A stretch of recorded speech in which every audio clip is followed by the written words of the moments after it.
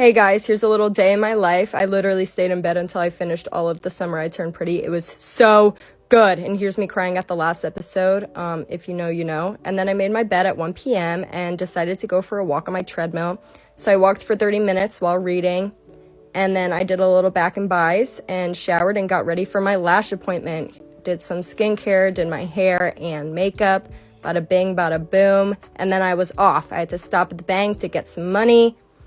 And then I got my lashes done. They look so good and natural. I get a classic set. And then I had 2 slices of pizza and decided I wanted more, so I made my own pizza. And here's me waiting for my pizza. Yep, waiting patiently. And look at how beautiful. And then I ate it.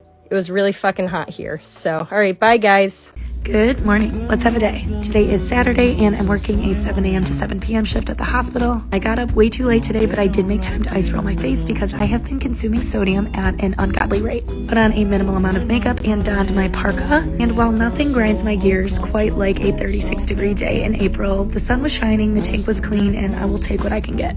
I clocked in with a minute to spare, had a perfect bar for breakfast, and started off my morning in a patient assignment. As per usual, we were incredibly busy, so I hit the ground running, and I spent the majority of my morning placing IVs and giving 20 per kilo boluses. I have been severely off of my meal prep game lately. For lunch, I got a chicken sandwich from Do Right Donuts. It was absolutely fire. The afternoon was also quite busy, but it made the time fly by, and before I knew it, it was time to clock out. Made a pit stop at my locker and badged out at 7:26. And even though it's cold outside, I did give Chicago 1 point for still being light out when I left. I got home, watched some Bridgerton, and ordered some sushi and crab rangoon from Rock Wrap and Roll.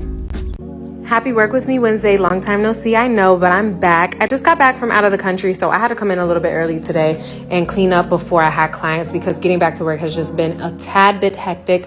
While I was cleaning up this morning, my new assistant Jo came in. Y'all say hi. She's so sweet, so efficient. Having her already has been a huge weight off of my shoulders. My first client was Nina, my sister. She got a gel overlay, and then I had Kaylin. She got this cute gel exit. And then after that, I just had a couple of meetings, and that was it. I was done for the day. See you guys next week. Bye.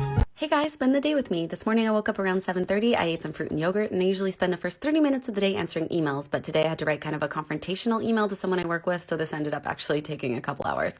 Then I went for a walk to clear my head to my favorite cafe, hi guys, and headed home with a little treat. Then it was back to reread the email I sent just to make sure I had really said everything I needed to say. Then I had a dentist appointment.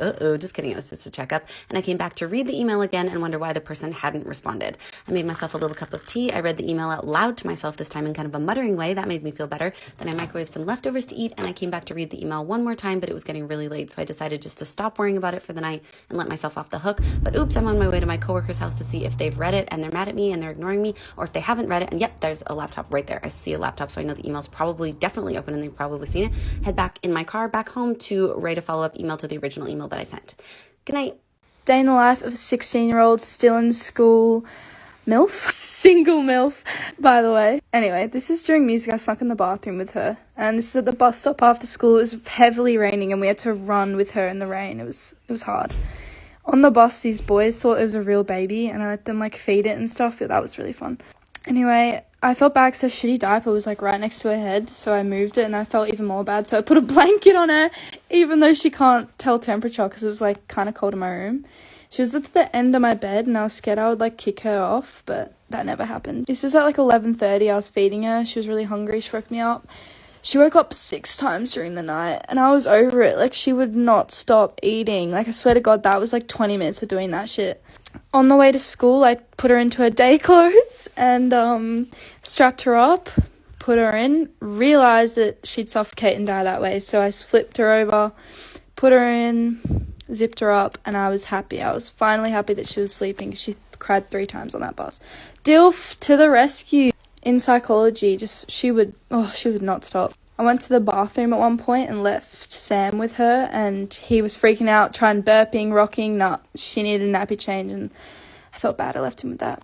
It was hard in psychology. It was. I had to do work and do this shit. At recess, I gave Sam my baby. And then I decided to have some mummy time. Ew! In the bathroom, just vapes, food, all that.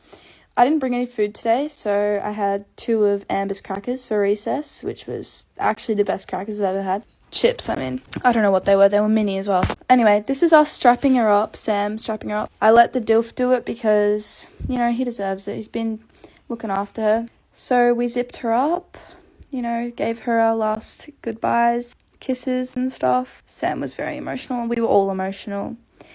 All of us. Except for this motherfucker that's about to come in the shot. I pushed him so hard. You can't tell, but I pushed him so hard when he did that. I was so scared. Then I asked him to kiss it, and then he went like that. Outraged. Anyway, we were walking back, taking her to get my grade. What did I get? Ooh, I was nervous. I was really scared. It was really sad. They scanned her, and guess what I got? 100%. Think about that. No mistakes. Best mother.